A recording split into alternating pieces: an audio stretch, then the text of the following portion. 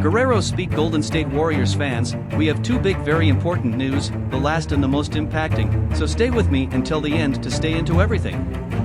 5 Golden State Warriors trade targets to monitor ahead of deadline. With less than 6 hours left until the NBA trade deadline, the league is likely to see several players move.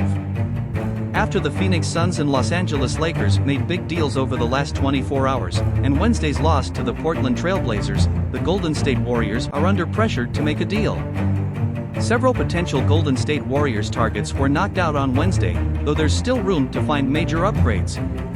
A pair of intriguing options have already found new homes. Former Utah Jazz forward Jarred Vanderbilt was part of a 3-team, 8-man deal that saw him join the Lakers, while San Antonio Spurs big man Jakob Poeltl was traded back to the team that drafted him, the Toronto Raptors. Here are 5 players/team to monitor during the remaining 5 hours until the trade deadline. 5. Matisse Thybulle.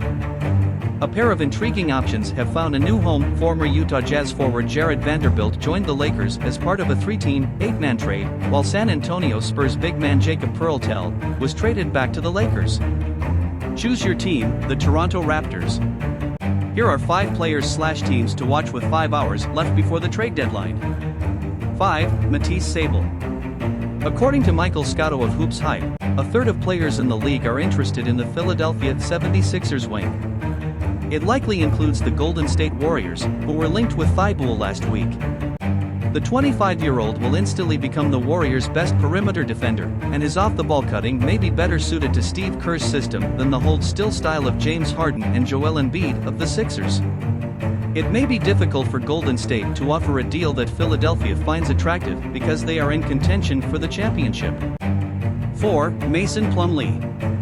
If the Warriors wanted a third-string center behind Kevin Looney and Draymond Green, Plumlee might be their best option, and he wouldn't necessarily be a good fit for the position Poeltl would have been.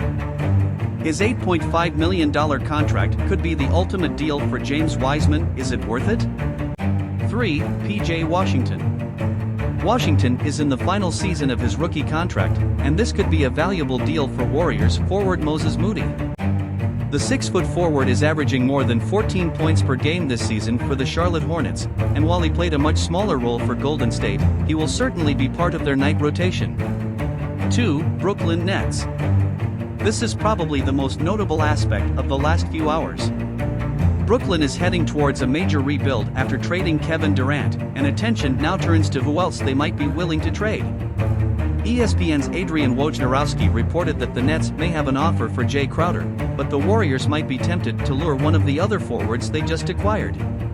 Mikal Bridges isn't in the Golden State's price range by any means, but what about Dorian Finney-Smith? The Wiseman-Moody package does just that.